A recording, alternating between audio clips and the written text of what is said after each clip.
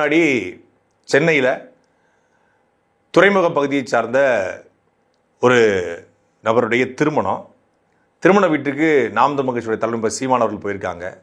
அங்கே அவர் எப்படி பண்ணுவார் அப்படின்னு நான் நினச்சி கூட பார்க்கல.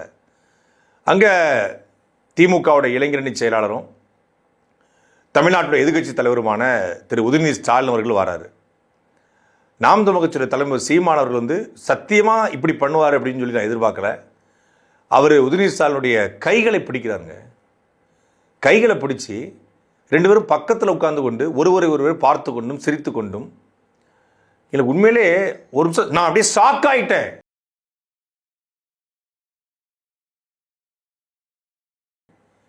இது உண்மையிலே நிஜமா, இது கனவா அப்படின்னு சொல்லி எனக்கு தெரியல. இப்படி இங்கே அவர் திமுக, இவர் நாம் தமிழர், பார்த்த உடனே அப்படின்னு மூஞ்ச திருப்பி இருக்க வேண்டாமா? அரசியல்வாதிகள் எப்படி இருக்கணும்? இன்பக்கனி தாமரக்கனி மாதிரி இருக்கணும். இன்பத்தமிழன் தாமரக்கனி மாதிரி இருக்கணும். தாமரக்கனி அப்பா, இன்பத்தமிழன் பையன். அப்பா தாமரக்கனி திமுக இருக்காரு, மகன் இன்பத்தமிழன் அதிமுக இருக்காரு. அப்பா தாமரக்கனி இறந்து போயிட்டாரு, மகன் போகல. அதுதாங்க அரசியல். அப்படிதான் இருக்கணும். அரசியல் அப்படி இருக்கணும். அரசியல் தாமரக்கனி இன்பத்தமிழன் மாதிரி இருக்கணும். இப்போ திமுக கரவேட்டி கட்டின ஆட்கள் இப்போ நம்ம கோயில் கொடிக்கு போகிறோம், நம்ம ஊர் திருவள்ளிக்கு. திமுக கரவேட்டி கட்ட காரு பார்த்தா நானும் திரும்பிடுவேன், மூஞ்சி அப்படி மூடிக்கிட்டே போயிடுவேன். அப்படியே அதிமுக காரன் வந்தால் இப்படியே போயிடுவேன், பிஜேபி காரன் வந்தால் ஐயோ அப்படின்ட்டு போயிடுவேன், காங்கிரஸ் வந்தால் கதலிக்கிட்டு போயிடுவேன், ஆர்எஸ்எஸ் வந்தால் அப்படியே அங்கிட்டு போயிடுவேன், டிவிக்கு வந்தால் தெரிச்சு போயிடுவேன். போய் பார்க்கக்கூடாது.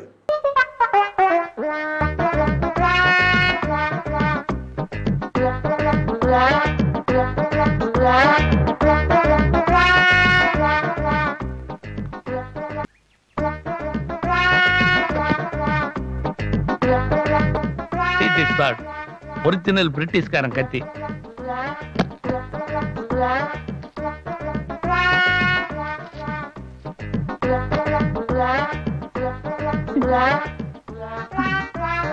கட்சியை சார்ந்தவர்கள் நம்ம எப்போதுமே ஒரு குலவெறியோடய பார்க்கணும். அப்படித்தான் சீமானவர்கள் உதயநிதி ஸ்டாலின் அந்த இடத்துல ஒரு குலவெறியோட பார்த்துருந்தாருன்னா சீமானை போட ஒரு தலைவர் உண்டான்னு நான் பாராட்டியிருப்பேன்.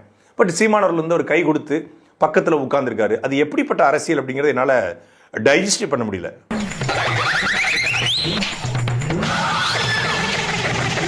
சீமான் அப்படின்னா எப்படி இருக்கணும்?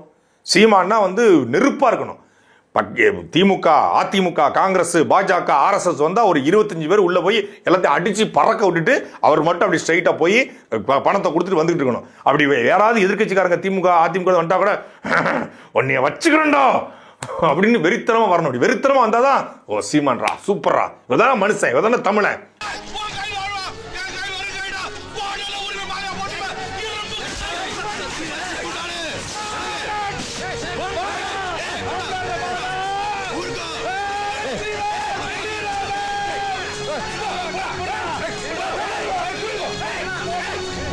எதிர்கட்சி தலைவர் திரு உதயநிதி ஸ்டாலின் அவர்களை சந்திப்பது, முன்னாள் முதலமைச்சர் ஐயா ஸ்டாலின் அவர்களை சந்திப்பதெல்லாம் விமர்சனமா மாறுத.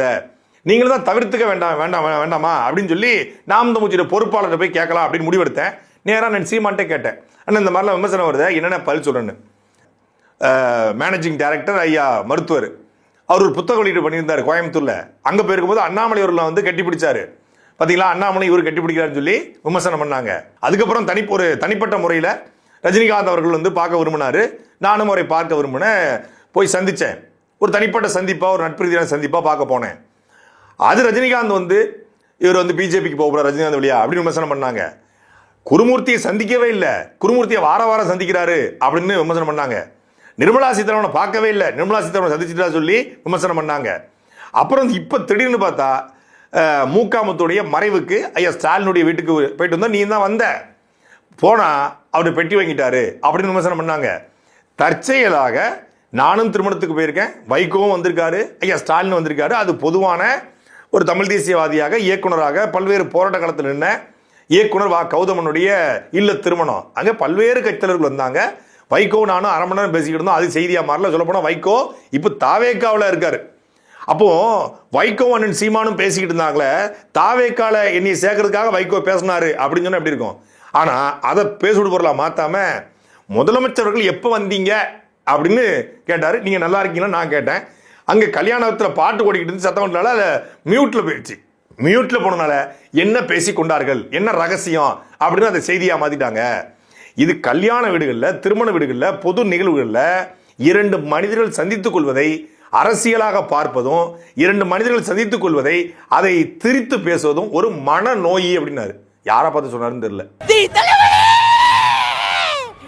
ஊழல் சக்தி அவங்க, தீய சக்தி இவங்க, நான் தான் தூய சக்தின்னு சொல்லிட்டு ஊழல் பண்ண அத்தனை வரையும் நான் மக்கள் பணத்தை தொடமாட்டேன், தொடவும் விடமாட்டேன், தொட்டவங்களையும் விடமாட்டேன் அப்படின்னு சொல்லிட்டு தொட்டவங்க என்ன பண்ணுவீங்க, பக்கத்தில் அணைச்சு எல்லாம் பேர் எனக்கு தெரியுமா? இன்னொன்னு சொன்னாரு, சரி நான் 16 ஆண்டு காலமாக கொண்ட கொள்கையில உறுதியா நின்று யாரோடும் கூட்டணி வைக்காம எந்த சமரசம் செய்யாம ஆண்களுக்கு நிகராக பெண்களை நிப்பாட்டி ஒடுக்கப்பட்ட பட்டியல் சமூக மக்களை பொது தொகுதியில 2016 16 சீட்டுக்கு மேல, 2021 13 சீட்டுக்கு மேல, இப்போ 10 சீட்டுக்கு மேல தொடர்ச்சியா கொடுத்துருக்கோம். பழனி சட்டமன்ற தொகுதியில பழங்குடி பெண்ணை நிப்பாட்டுறோம், பொது தொகுதியில ஆதி தமிழ் குடிகளை நிப்பாட்டுறோம். சாதி பார்க்காது குயவருக்கு, குறவருக்கு, நாவிதருக்கு, பண்டாரத்திற்கு, அதே போல நெசவு செய்யக்கூடிய சமூகத்திற்கு என்று பார்த்து மருத்துவ சமூகத்துக்கு என்று பார்த்து சீர் கொடுக்குறோம். இது எல்லாம் பண்றோம். எந்த காம்ப்ரமைஸும் பண்ணாம, எந்த விதமான கொள்கையில முரண்பாடு இல்லாம நம்ம நிக்கிறோம். ஆனா ஒருத்தர் மதசார்பற்ற சமூக நீதினு சொல்லிட்டு, சாதி பார்க்க மாட்டேன், மதம் பார்க்க மாட்டேன்னு சொல்லிட்டு மதத்தின் காரணமாக பெரம்பூர்லையும் சாதிய காரணமாக வச்சு திருச்சி கிழக்கு நிற்கிறாரு. என்னைய கேள்வி கேட்கிற இவங்கெல்லாம் ஏன் அவரை கேள்வி கேட்கல? என்னது ஒரு பேச்சுக்கு சொன்னா உடனே நல்ல சிறப்பா பிக்கிறாங்க. இந்த கார் வாங்கினதுல சிக்கல் இருக்கு, கொலைப்படி கொள்ளையடிச்சு தான் இந்த கார் வாங்கியிருக்காருன்னா வருமான வரித்துறை, அமலாக்கத்துறை புகார் கொடுக்க சொல்லு. வருமான வரித்துறையும் அமலாக்கத்துறையும் எந்த அடிப்படையில் வெளிநாட்டு காரை நீங்கள் இறக்குமதி பண்ணீங்களா?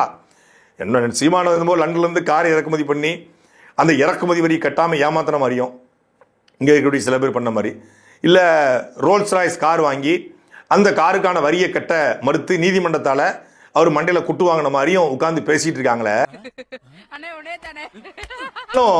நிறைய நண்பர்கள், அன்பர்கள், அண்ணன் தம்பிகள்லாம் கேட்டாங்க.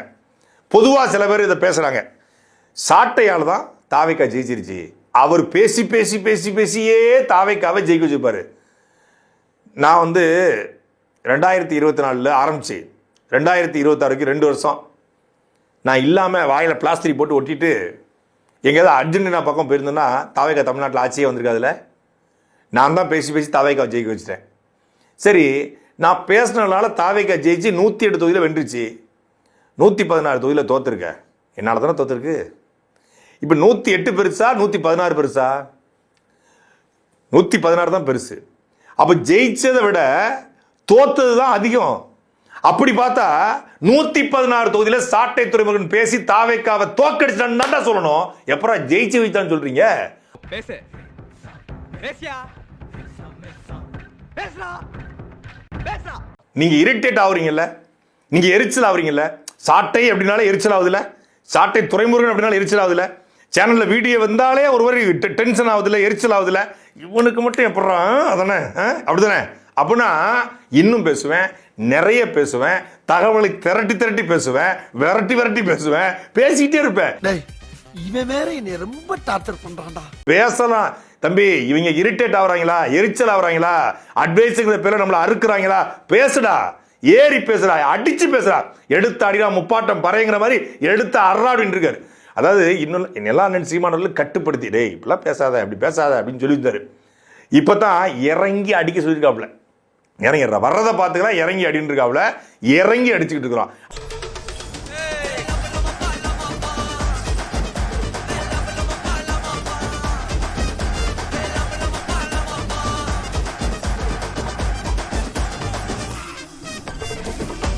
Baby, Daddy's home.